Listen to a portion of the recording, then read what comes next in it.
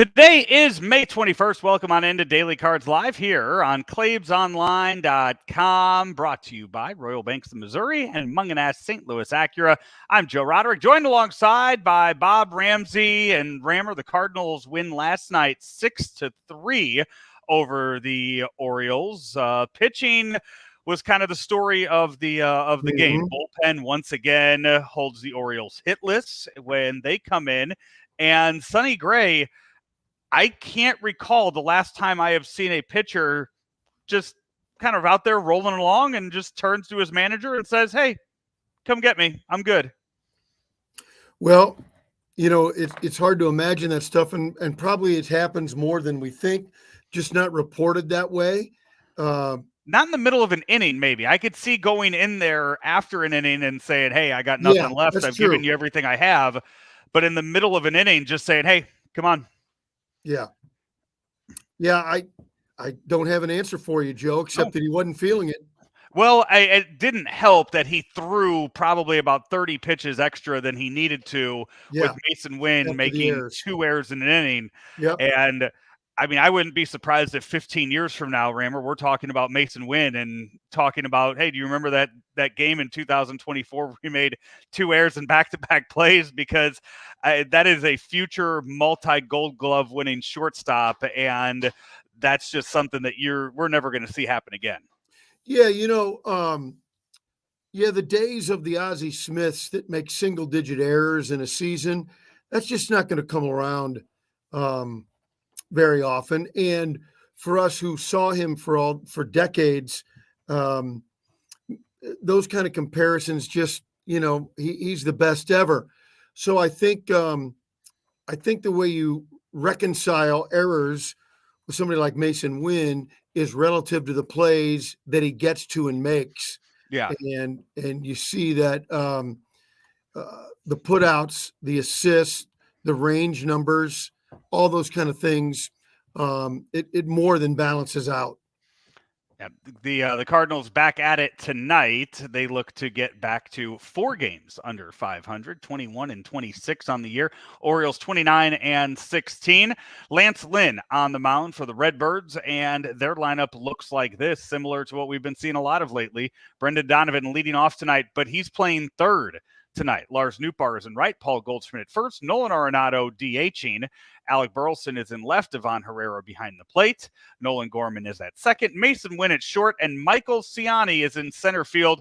He hit his first career home run last night in a real big spot. And last night, I don't know if you caught the post-game show with Jimmy the Cat Hayes, said that in a few weeks or in a few series when they go to Philadelphia, that he is going to be taking that baseball and giving it to his parents, who will be at the games in Philadelphia. So that'll be a cool moment for the Ciani family out there with that.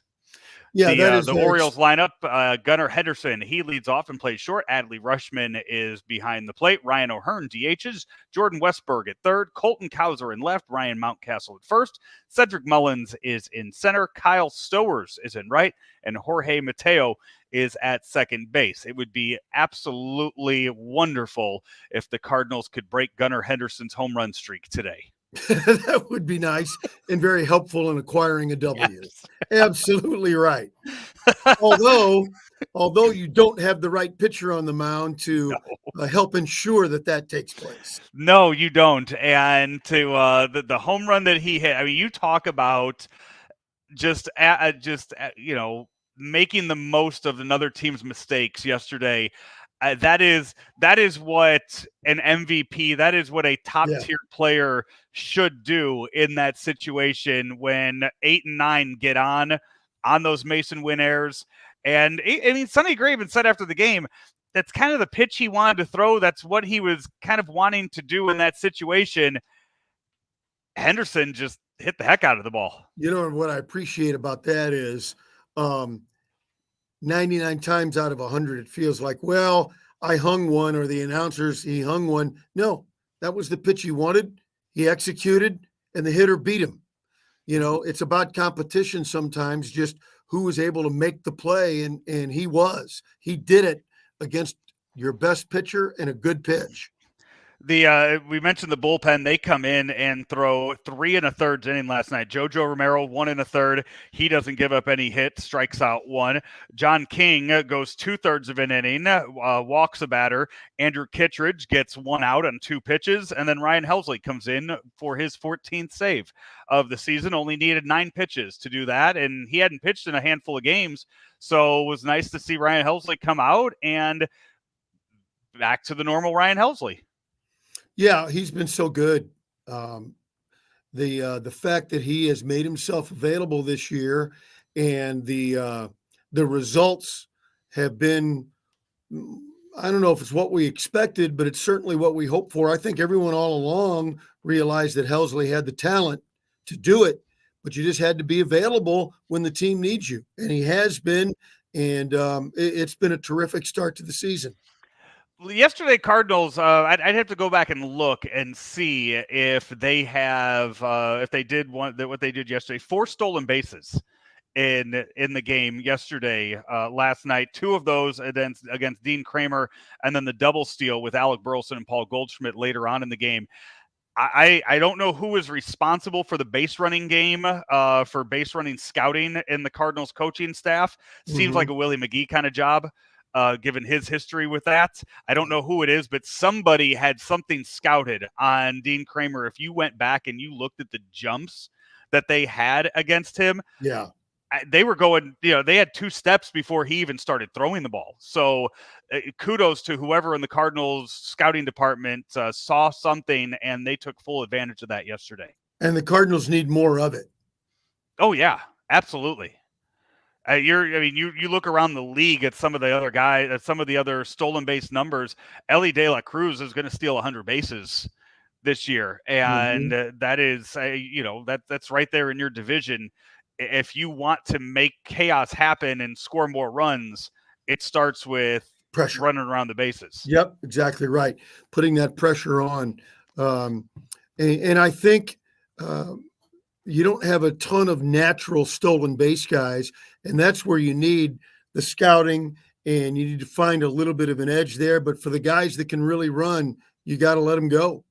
I don't know if you saw last night in the Milwaukee Brewers game, Christian Yelich stealing home in that one. Did you catch that highlight? Just a highlight, yeah. Yeah, just, that is a catcher getting into a rhythm and reading that from third base and knowing there's a left-handed pitcher on the mound who's going to catch it and turn towards first. But I did like how the pitcher caught it with his bare hand to try to throw it back to the catcher in that moment. It still didn't work, but they did try to pull that off. Rammer, few things of note yesterday that Ali Marmol and the Cardinals talked about. One of them being that they are going to honor the off day that they have on Thursday. They're not going to they're going to give their pitchers that day of rest, same as they are the rest of their players. So they're not going to adjust the rotation at all. And then today, still no clear answer as to who is going to get that start. And I guess it would be Saturday's game. As of right now, Matthew Liberatore is still an option for the Cardinals on that day. Zach Thompson starting tonight down in Memphis. Thursday, Friday, yeah. So, we kind of felt like that for the good of the staff, that finding another internal option to be the 5th starter would be the way to go. Not just because Liberatore hasn't been very good as a starter, but I think more importantly, because he's been so good out of the bullpen prior to the Matz injury. If you put him back there, now your strong bullpen becomes even stronger. Maybe it takes a little bit of the workload, not much, I don't think, but a little bit of the workload off JoJo Romero, and you'd like to think it improves everything. So between now and Saturday, we'll keep a close eye. It's a good point. Yeah. By the way, and I apologize, Zach Thompson starts tomorrow night for the Memphis Redbirds. He wouldn't be Redbirds. eligible for Saturday. Graceffo throws tonight. I guess it's something to keep an eye on as to how many pitches he throws on Wednesday then, right? If he just throws If they get him out of there after 40 pitches or so and say, okay, we're going to, you're going to head on up for Saturday. Maybe that's something they look at just to get him working a game on Wednesday and then have him start on Saturday again in another shortened outing. It's not typically the way they do it. I suppose it would work. If they were going to go that route, they'd move up Sunday starter to Saturday. Yeah. Because of the aforementioned day off Thursday, they'd move him up and allow Graceffo to come up on Sunday. That would be Sonny Gray in this situation, who I believe only threw about 88 pitches last night before removing himself from the game. So something we'll keep an eye on as the week goes on and see who the Cardinals will tap for the game this weekend against the Cubs. That's going to do it for our show tonight. By the way, an interesting tidbit that I saw earlier today, the last 45 games for the Phillies, who are 34-14, they are 20 games over 500 right now, and they start a series tonight against the Texas Rangers, who are 24-24. Rammer, they have played 45 straight games against teams without a winning record. That's amazing. Obviously, it's just a weird statistical anomaly, but because some of those teams were supposed to be winning teams, and they're just not. And part of that is after they play the Phillies, they remain a losing team. And that's the thing. Tonight, I mean, Texas lost their last game to put them right at 500, therefore not a winning team. So if the Phillies win tonight, that streak continues on for another couple days. So just for how good of a record they have right now, they have not faced a lot of winning teams yet. See if that comes back down to earth. But God, that's a really, really good team there in Philadelphia.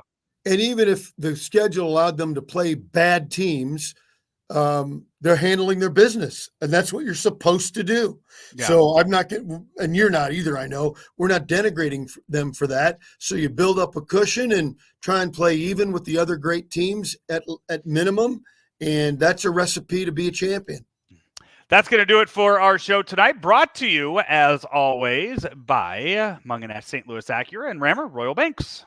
Royal Banks, for better service means better banking. I was over at Royal Banks headquarters today talking about new commercial spots we're going to record and moving forward, and they want to emphasize now is the time. New mortgage, home equity credit line, refis. Take a look and call the mortgage folks at Royal Banks of Missouri, 314-212-1500 to get on board. He is Bob Ramsey. I'm Joe Roderick. Have a great night, everybody. Talk to you tomorrow right here on Daily Cards Live. Munganess St. Louis Acura is making room for the 2025 MDX, so that means great deals for you on the 2024 MDX. We have over 100 2024 MDX models in stock, and you get financing as low as 3.9% for up to 60 months. Or you can lease a new MDX for just $559 per month for 36 months. Or get the MDX technology model for just $589 per month for 36 months. Munganess St. Louis Acura, better than ever for you.